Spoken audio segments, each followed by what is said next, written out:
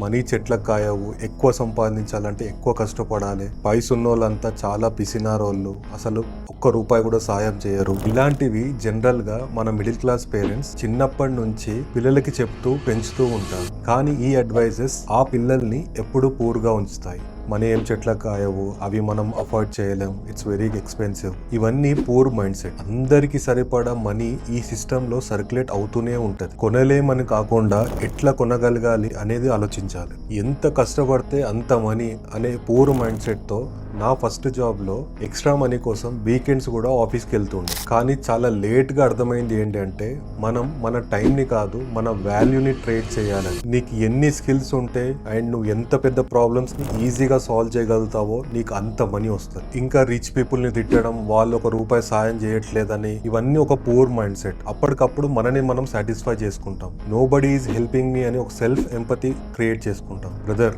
ఒకటి గుర్తుపెట్టుకో, ఒక మనిషి ఆలోచనలు పూర్గా ఉంటే లైఫ్ ఎప్పుడు పూర్గానే ఉంటుంది. Start seeing your life rich to become rich.